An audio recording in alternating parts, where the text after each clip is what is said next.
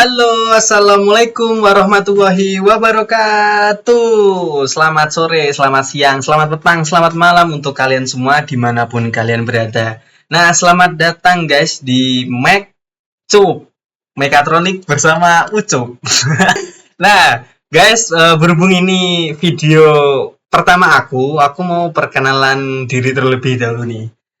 Kenalin semua, nama aku M. Yusuf Riyadi, biasa dipanggil Ucup. Nah, aku tuh merupakan salah satu mahasiswa dari jurusan Automation Engineering Universitas Diponegoro. Nah, melalui channel ini nantinya, aku akan rutin 1 minggu sekali upload video sharing mengenai dunia mekatronik, robotik, dan juga otomasi kepada teman-teman semua gitu. Nah, tanpa berlama-lama, langsung saja kita masuk ke inti videonya. Siapkan telinga kalian baik-baik, saya akan beri kalian siraman keilmuan yang menarik. Let's go. Nah guys, untuk permulaan kali ini kita akan ngobrolin sesuatu yang kecil tapi penting banget nih di dunia mekatronik. Apa itu? Kita akan ini, kita akan membahas mengenai motor coupler. Nah, buat yang belum tahu, motor coupler ini adalah alat yang berfungsi untuk menghubungkan dua poros antara motor dan juga poros beban. Itu kan tidak terhubung secara langsung tuh. Itu ada suatu alat kecil yang menghubungkannya, ya itu namanya motor coupler. Jadi motor coupler ini berfungsi untuk supaya tenaga dari motor itu bisa terhubung, bisa diteruskan dari satu bagian dari bagian motor ke bagian beban begitu. Gampangnya kayak jembatan gitulah guys. Jadi coupler ini jembatan antara motor dan juga beban. Di sini aku akan ngajak kalian semua untuk membahas fokus ke dua motor coupler yang menurut aku sendiri ini menarik. Apa itu?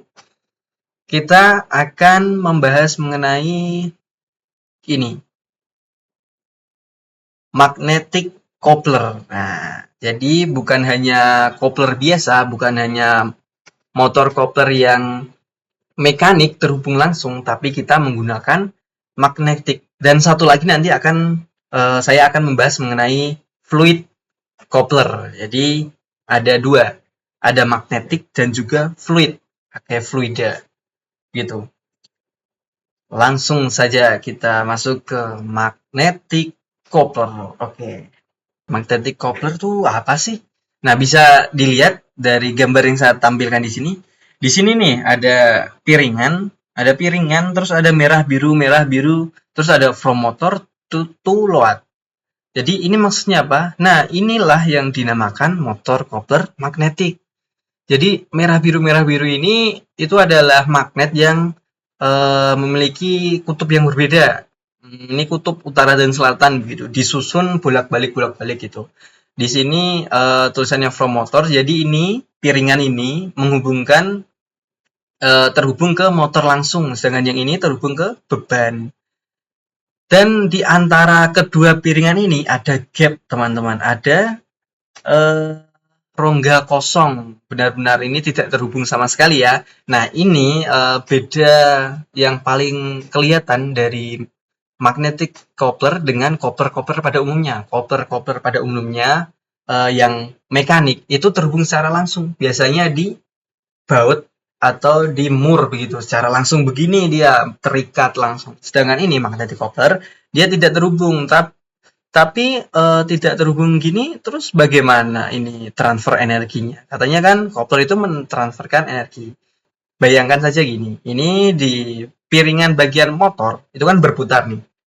Kalau ini berputar piringannya, otomatis magnet-magnet yang nempel ini itu juga ikut berputar. Kalau itu ikut berputar, medan magnetnya juga ikut berputar.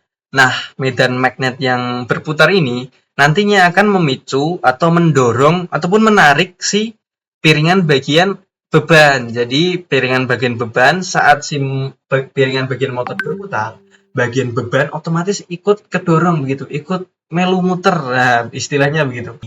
Nah, untuk lebih jelasnya, aku mau ngajak teman-teman semua itu nonton video simulasi bagaimana sih si magnetic coupler ini bekerja. Ayo kita nonton videonya sama-sama. Let's go! Please have a look at this chemical mixer. The propeller of the mixer is connected with the motor via a shaft. This shaft is supposed to have a reliable and robust seal. However, what if the seal fails? Here's another scenario. A big rotary crusher which suddenly gets stuck. Yes, you're right. The coupling in the motor can get damaged. Similarly, in the mixture, the chemical leaks out and can harm the worker as well as the machine. Does the engineer in you have a smart and permanent solution to this issue? We have a device called a magnetic coupler. The magnetic coupler can transmit torque between rotating shafts without any physical contact. It uses magnetic fields to transfer the power from one shaft to another. The coupler consists of two parts, a primary rotor and a secondary rotor. These rotors are separated by an air gap. In this video, we'll see the details of the workings of magnetic couplers with the help of FEA simulation by EMWorks. A magnetic coupler consists of two separate magnet assembly rotors. This magnet arrangement is called a synchronous magnetic coupler, and this is an axial type magnetic coupler. Here is an example of a radial type magnetic coupler. These rotors are mounted on the input and output shafts of the system. When we rotate the drive shaft using a motor, the poles of the magnet begin to overlap each other, causing a push-pull effect. The resulting force creates torque, which drives the output shaft. Let's use this radial magnetic coupler in the mixer. Yes, we've solved the problem. Here, the driving and driven parts are isolated from each other, so there's no leakage issue in the system. Let's now use an axial magnetic coupler in a crusher. Here again, both rotors are isolated. If the load on the driven component is large, the two parts will move out of the synchronism and cease transmission of torque. This prevents damage of the crusher and deformation of the shaft. The motor is also saved from overloading here. The synchronous magnetic couplers are used in compressors and water pumps, as these equipment require constant speed to maintain the desired flow. Nah, cukup. Itu guys, itu simulasi bagaimana sih magnetic coupler ini bekerja. Di sini tadi tuh guys dijelaskan pentingnya atau awalnya tuh tujuan apa sih yang ingin dicapai dari pembuatan si magnetic coupler ini. Ada dua contoh kasus yang dijelaskan dalam video ini guys. Bisa dilihat di sini ada tangki. Ini biasanya di industri chemical gitu, buat pencampuran bahan-bahan kimia yang bentuknya masih cair, ataupun di industri makanan kan ya. Di sini ada susu campur teh misal gitu.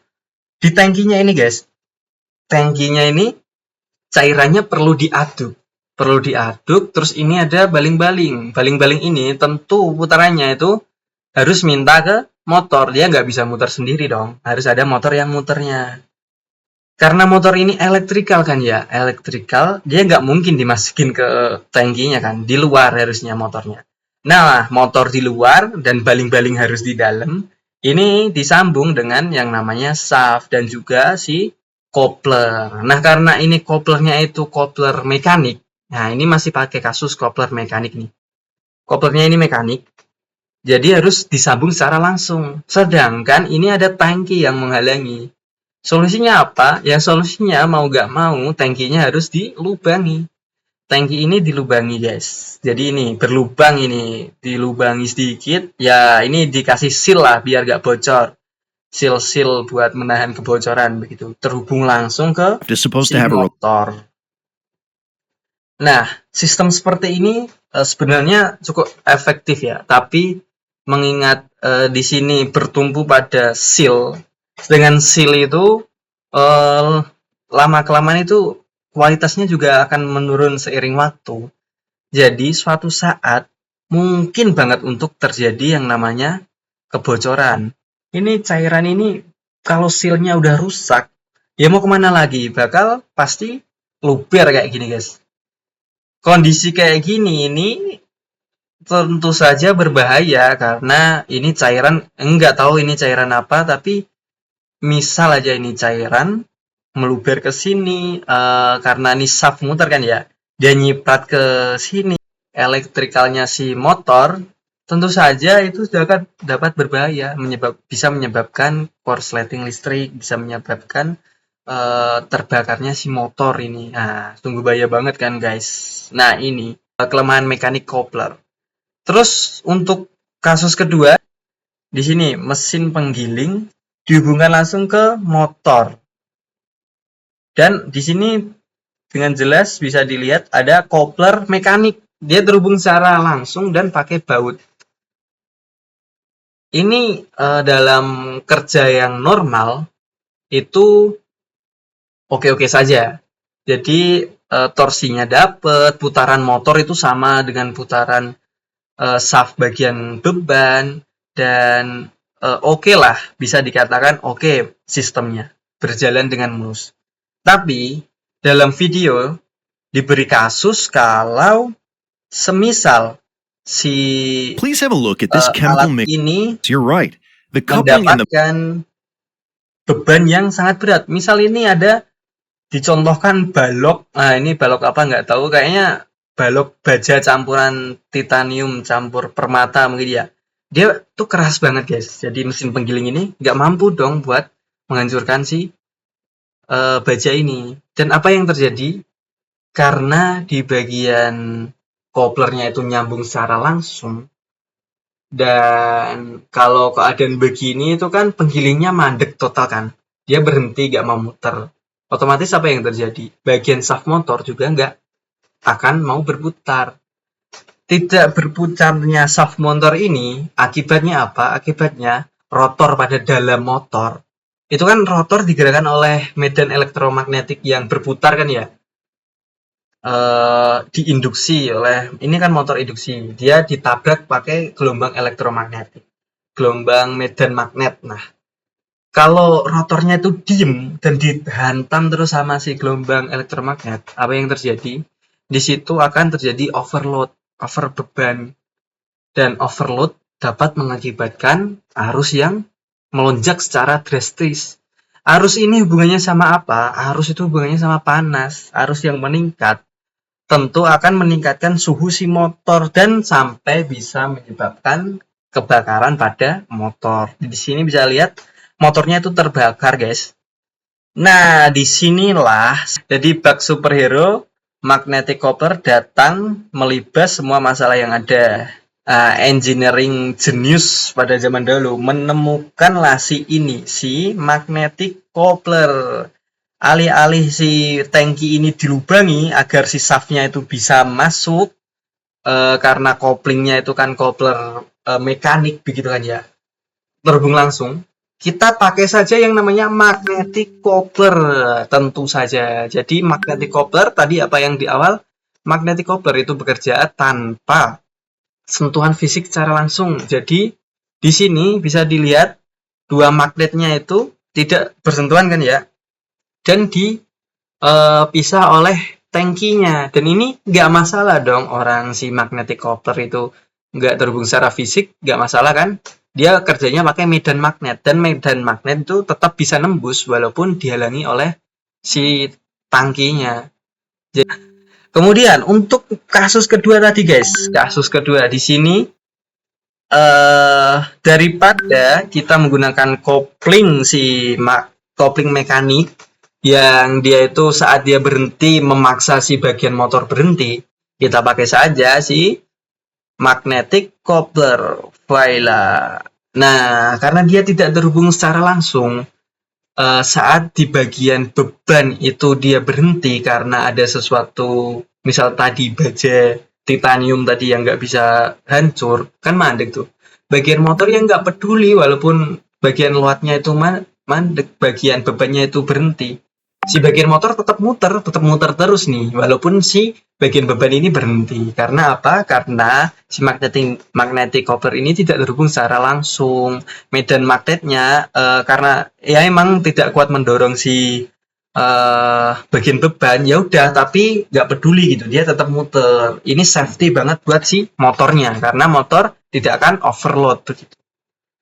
Lanjut, kemudian apa sih kelebihannya, kenapa kok kita harus pakai sih magnetic coupler. Jelas tadi sudah ada contoh kasus nyata begitu. Kenapa kita harus pakai magnetic coupler?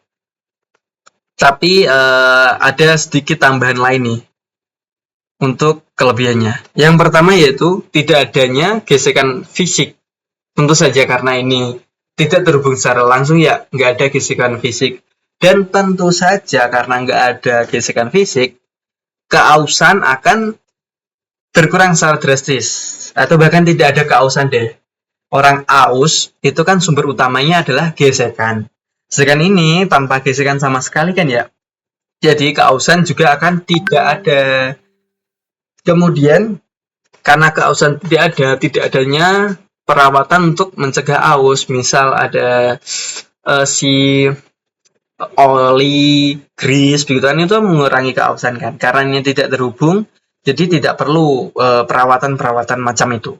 Kemudian dapat digunakan di lingkungan yang tertutup atau kedap udara. Nah, tadi di kasus yang ini, di tangki pencampuran tadi, itu kan dia memanfaatkan sifat si magnetic coupler ini yang tidak bersentuhan secara langsung. Jadi dia dapat digunakan di lingkungan tertutup dan kedap udara. Lingkungan si tank ini kan tertutup kan ya. Kemudian untuk kelemahan, nah sebaik-baiknya, sebagus-bagusnya benda apapun itu pasti ada kelemahannya. Di sini untuk magnetic coupler kelemahannya sendiri itu torsinya terbatas guys. Jadi walaupun dia itu overpower tadi ya bisa dikatakan begitu, tapi karena dia gak terhubung secara langsung, ini jadi pisau bermata dua ini. Di sisi lain itu bagus, di sisi lain juga itu buruk. Nah, karena apa? Karena ketidak adanya sentuhan langsung, jadi akan terjadi slip pasti itu di magnetic coupler. Akan adanya slip antara putaran motor dengan putaran si beban. Jadi torsinya itu terbatas. Jadi untuk beban yang berat-berat tidak bisa, kurang bisa. Jadi implementasi magnetik ini biasanya pada benda-benda atau mesin-mesin yang cuma muterin saja. Jadi tidak perlu beban yang terlalu berlebih. Kemudian selanjutnya, nah kita masuk ke bagian yang kedua, fluid atau hydraulic coupler. Jadi di sini dari namanya sendiri udah kelihatan ya. Ini pasti memakai fluida sebagai transfer dayanya, transfer energinya. Kalau tadi kan pakai medan magnet, ini kita pakai fluid. Di sini ada gambarnya seperti ini. Jadi itu ini terdiri dari impeller. Jadi bagian penggerak atau bagian yang terhubung dengan motor, dia disebut impeller. Sebagai penggerak, dan untuk bagian yang digerakkan itu namanya turbin. Nah, keduanya berada dalam casing yang berisi fluida. Nah, tentu saja ada komponen tambahan yang sangat penting yaitu apa? Casing, benar. Karena fluida sendiri kan nggak bisa mengambang di udara gitu ya. Harus ada penahan. Nah, di sini digunakanlah si casing ini. Casing ini sebagai tempat agar sistemnya itu bisa tertutup. Kemudian di sini saat impeller berputar, fluida terdorong ke turbin dan menyebabkan turbin ikut berputar. Begitu. Jadi cara kerjanya sesimpel ini. Nah, aku mau ngajak teman-teman buat nonton video sekali lagi nih untuk meningkatkan pemahaman biar bisa membayangkan lebih jauh lah mengenai seperti apa sih hidrolik atau fluid coupler ini.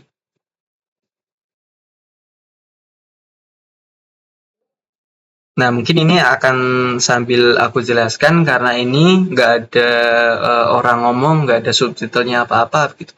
Jadi di sini ini merupakan perumpamaan dari bagaimana sih hydraulic coupler ini bekerja. Bisa dilihat di bagian sisi yang satu itu kipasnya tertancap, tersuplai energi. Ini ibaratnya bagian motornya, dia yang bergerak secara independen begitu. Kemudian yang sebelah satunya lagi itu bagian turbin. Nah, turbin ini bergerak atas dorongan dari si impeller. Impeller menggerakkan, kalau dalam kipas, impellernya kan menggerakkan angin. Anginnya yang digerakkan itu akan menggerakkan si turbin. Jadi begitu. Gitu. Ini kerjanya begitu. Kemudian ini bisa dilihat adalah implementasi nyatanya. Jadi tadi kan pakai perumpamaan kipas, ini benda yang nyatanya. Itu yang bagian merah itu impellernya. Tadi kan berputar lebih dulu ya. Kemudian menggerakkan fluida. Fluidanya bergerak, otomatis si turbin ikut berputar. Tuh, itu berputar kan yang bagian birunya. Gitu.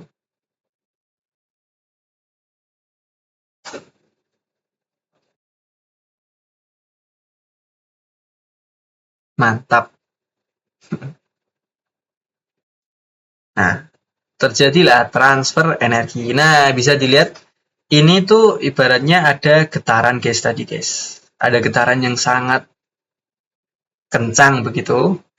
Kemudian setelah melewati coupler fluida ini, coupler hidrolik ini, getarannya turun di bagian merah-merah ini. Tadi getarannya semakin kecil. Nah, ini alasan mengapa digunakannya si hidrolik atau fluid coupler karena dia bisa meredam getaran. Kan dipakai fluida ya. Fluida itu kan buruk banget buat transfer getaran.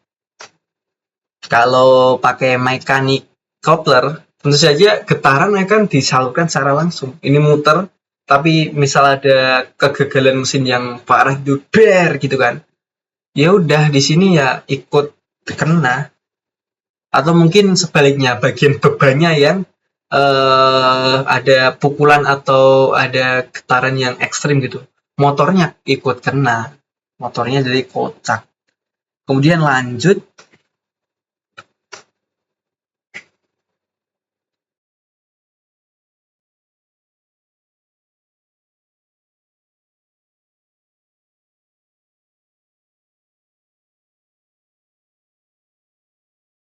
Nah, ini bisa dilihat. Ini walaupun si bagian biru ini kan tadi turbin ya. Nah, coba diulang. Biru ini tuh turbin, guys. Jadi yang merah ini kan impeller. Saat turbin ini berhenti, impeller ya nggak peduli, tetap muter karena dia yang mentransfer energinya itu bukan fisik secara langsung, tapi fisik yang diwakili oleh fluida.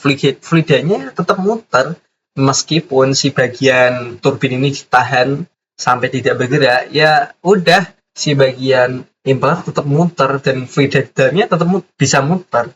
Walaupun emang agak berat, tapi ini masih bisa memutus kejadian yang kayak mekanik coupler tadi yang saat bebannya mandek, motornya ikut mandek. Yang ini enggak, bebannya mandek atau berhenti. Si bagian motor itu tetap lanjut, enggak. Terus, nah ini. Terus bagusnya apa sih? Kenapa kok nggak pakai mekanik? Kenapa kok nggak pakai si magnetik gitu? Nah, yang pertama itu adalah mengurangi hentakan dan getaran. Nah, di bagian mekanik itu kan paling nggak bisa tuh soal hentakan getaran nih. Nah, si bagian hidrolik atau fluid ini itu bagus sekali buat mengurangi tekanan dan getaran begitu. Jadi getarannya nggak akan mempengaruhi satu sama lain. Jadi nggak akan mempengaruhi ke beban. Dari beban pun kalau ada getaran nggak akan mempengaruhi si motor. Jadi itu safety.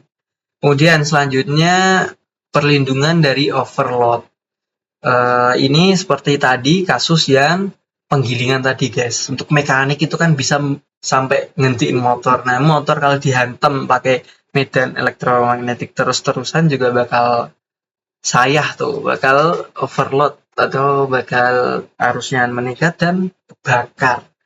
Kemudian ada minim perawatan. Nah, karena ini cuma menggunakan fluida kan ya, bukan kayak magnetik yang sekali ganti itu mahal. Jadi di sini tuh paling fluidanya itu cukup diganti ataupun difilter saja begitu. Karena pun tidak berkontak secara langsung, jadi keausan dapat dipakai. Sebenarnya ada satu tambahan lagi guys, keuntungan memakai si fluid ini. fluid ini dibandingkan dengan magnetik, itu kalau fluid lebih bisa untuk torsi yang gede. Karena sebenarnya si fluid ini tuh terhubung secara mekanis. Cuma mekanisnya itu diwakilkan oleh si fluida yang berputar. Dan fluida yang berputar ini itu meneruskan energinya itu secara lebih efektif dibanding dengan si magnetik. Karena magnetik itu rentang beban kerjanya itu sedikit. Jadi untuk beban-beban berat itu kurang mampu si magnetik. Nah, ini saya tampang foto alat berat yang ada di tambang. Karena apa? Karena seringnya alat-alat tambang itu untuk coupler antara mesin dengan beban atau roda itu biasanya pakai transmisi untuk menghubungkan antara penggerak atau motor ataupun mesin itu untuk menuju ke beban, dia dikopler dengan yang namanya transmisi hidrolik. Jadi transmisi